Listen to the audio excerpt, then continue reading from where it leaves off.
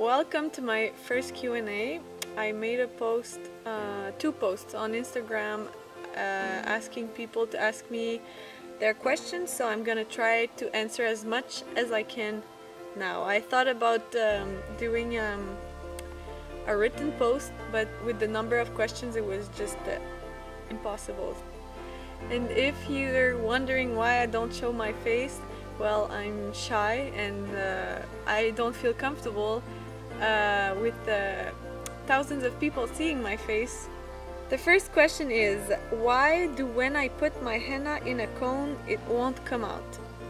My guess is that the henna powder you use is not fine enough, so there are little sticks, little particles that are clogging the cone, and that's why the henna won't come out. So I suggest buying a better powder. Try to look for a body art quality triple sifted henna powder sold by a trusted henna artist, a henna supplier, and not at the local market or on eBay. Do you teach people? I want to take tuitions from you. Can you send me the address? So yes, I do give classes, but only in the Montreal, Canada area. I don't do online classes. Can you suggest any home remedies to make the henna stain darker? Well, nothing more than what I always repeat and always say. Leave the paste on as long as possible. Avoid water on the first day, and that's pretty much it. If you end up making too much paste and have cones, is it okay to leave at room temperature, or is there a better way to store it? I noticed separation of the oil and paste in the cones if I have them out for a few days. Mainly I make paste to practice and sometimes can't use it as fast as I would like to. Solution to that is very simple. When you finish mixing your paste, use any amount you intend on using later and put it in the freezer. It has to be rock hard for it to keep fresh. So once in the freezer, it will be good for 3-4 months. 1. What's the main purpose of adding sugar? We add sugar to keep the paste more moist for longer, so it can stick to the skin better. This way you can keep the paste on longer. So because if the paste cracks and falls, you won't be able to keep it long, and therefore won't be able to reach a dark stain. Can I use a mix of essential oils specially made for henna? They don't sell any other essential oils where I live. I'm a bit hesitant towards this question because I know in some countries they sell Mendi oil. I don't really know what it contains, so I wouldn't recommend it since I can't know exactly what are the ingredients of that oil. So I still just recommend essential oil. You can order online. 3. What's the best method to remoist your henna after applying? Well, I go back to the first question. If you add enough sugar to your paste, you won't have to remoist the paste to keep it longer, so that would be the best method. But if it's just a bit dry or lifting a little bit, you can use a little lemon sugar concoction and pat it on the design with a cotton pad, so it will keep everything in place. I have a recipe for that sealant, as we call it, on my website in the tips section. How do you effectively promote yourself when you're a young and new henna artist? It's a hard question for me to answer because I never really promoted me or my business online nor in my community. I just let things evolve by themselves.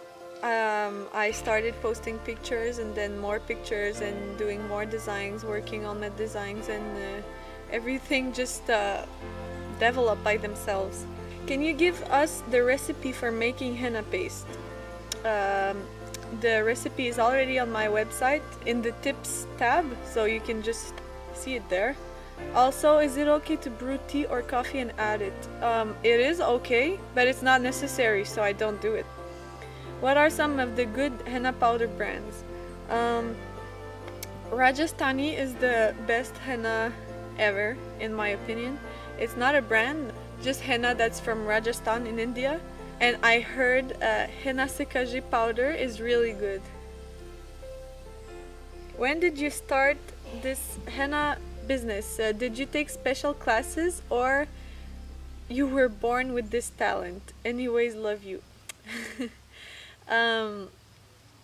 My website is 1 year old this month, and that's about when I started this serious henna business. So yeah. No, I did not take special classes. Hello Camille, how would you advise to store henna powder, which I did not use how mixing to keep it fresh? In what container and with what temperature? I use Jamila. Just cool it in a airtight container in a cool dry place and it will be fine for around 3 years. But since you use Jamila, if it doesn't stain, it's not because of your storage, it's probably from the powder, because it's a very inconsistent powder. I don't recommend using it alone. First, I love your work. Thank you. My question is, what inspires you for your design? They come together so beautifully. Well, thank you. What inspires me? I would say it sounds a little cocky, but my own work inspires me. When I'm looking for an idea, I just scroll down my older pictures, my older designs, and it gives me new ideas and I work with them, and that's what inspires me. Otherwise, I just in my head. Sometimes I just think of a design and do it, but sometimes I need a little inspiration, a little help, and that's when I go see my older pictures. How did you start off with the idea of doing henna, or is it part of your background? No, henna is definitely not part of my background. When I first discovered henna, I loved doing it on myself, but I was shy of wearing it in public, so I did it like inside something really small inside the fingers, or on my wrist, on my leg, because I was shy of showing it. And after that I decided I really loved doing it, so I did more and more, and that's how I started off with the idea of doing it. Okay, where is my location and from where am I? My location is Montreal, Canada, and I'm also from Canada. Do you use pins in your henna cones, and if so, what size? I don't use pins when rolling my henna cones. What I do is I roll them open, meaning that when I roll them, I leave the tip open, I don't close it. So to know the right size, I just look through it and adjust it if needed, if it's too wide or too small. So that's how I do. Would love to know your method for rolling cones so that the henna comes out easily. I have to cut larger holes in my cones to get the henna to flow freely. I have a feeling that this may also have to do with the consistency of my paste. It is not stringy like yours, more on the creamy side, but it still dries with cracks. So perhaps I need more liquid. Yeah, you might need more liquid, a bit more sugar too, so it flows easier. And my powder can come out when the tip is very, very thin, so maybe your powder is not as fine as mine.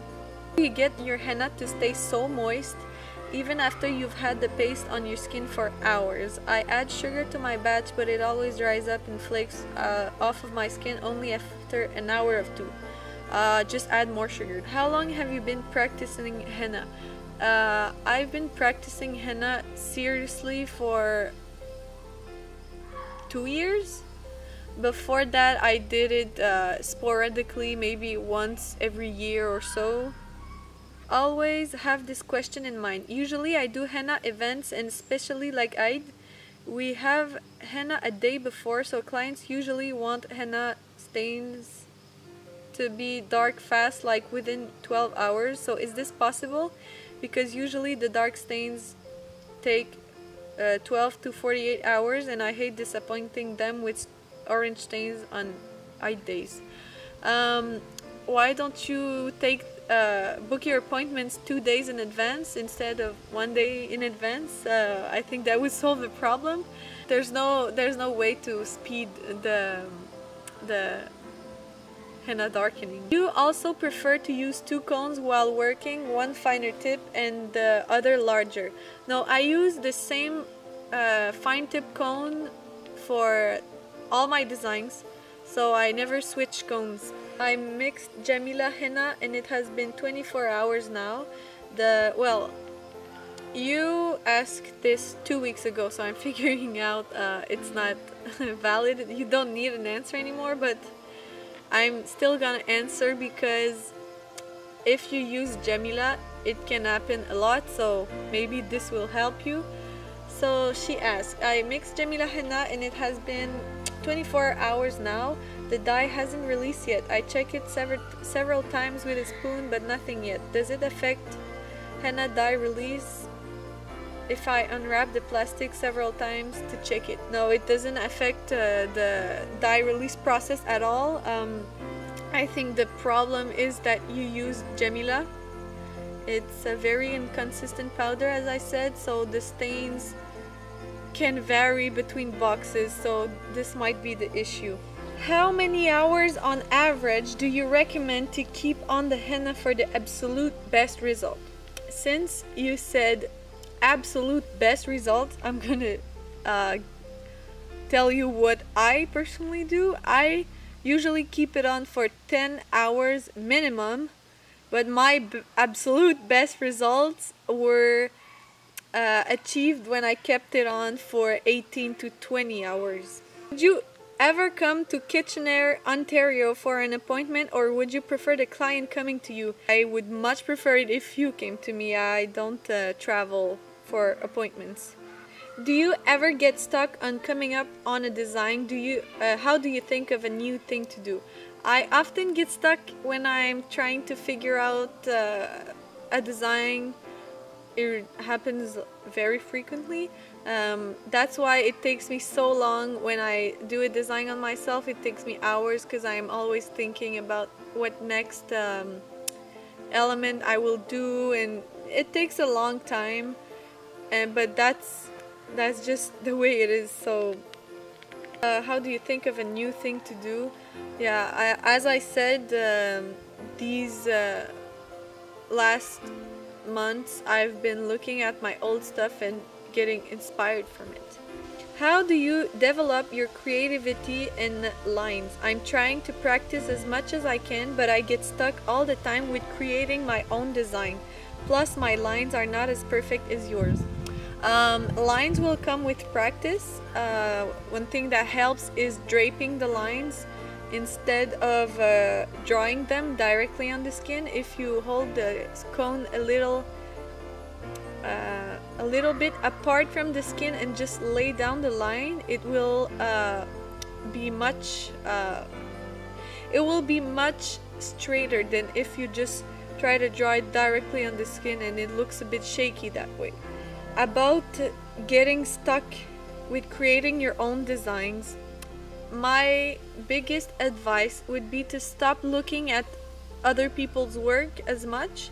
The way I got inspired before, meaning like 2 years ago, was I would go on Google and look at people's design for 30 minutes, and then that's the only way I could invent my own design, because I needed to see things to inspire me. But I don't recommend this method because it's never really your design. My designs started being really my designs and created by me when I decided to completely stop looking at other people's work as much. Now I just scroll down in my Instagram feed, but I don't spend like a lot of time looking at other people's work, because it impacts the way you think. So I think in order to create your own designs, it has to come really from you, and it takes time, and it's really hard to figure out and think, but you're much more satisfied with the end results. What is the best thing about being a henna tattoo artist? That's a good question.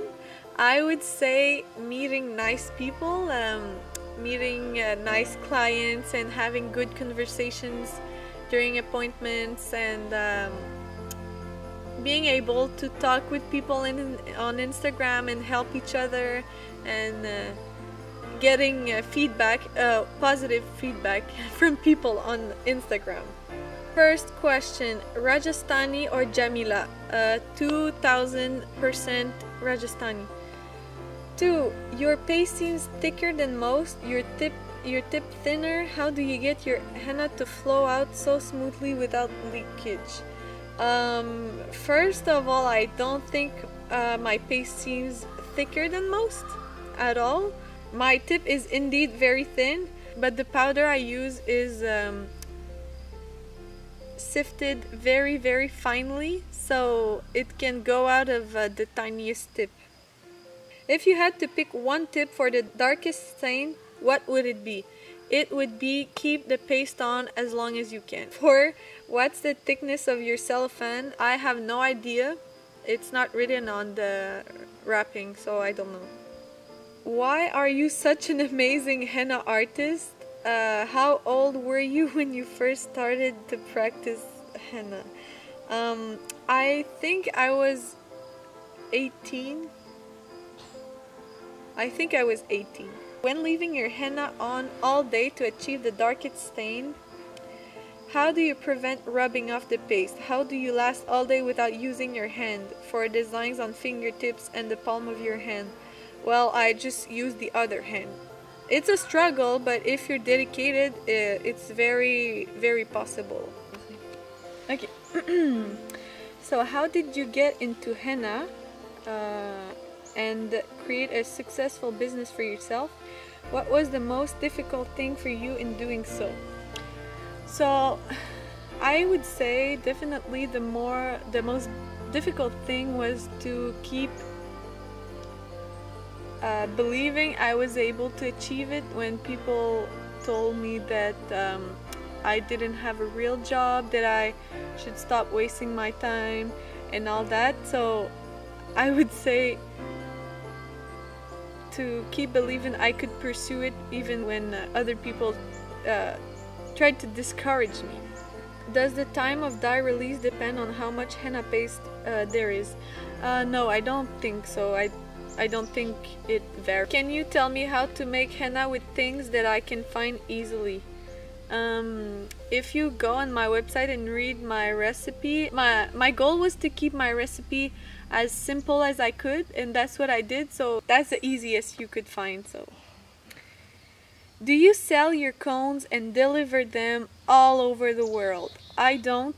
I only ship them in Canada and the United States because natural henna is perishable, so I can't ship anywhere in the world because it would take too long for them to arrive, and they wouldn't be fresh by the time you get them.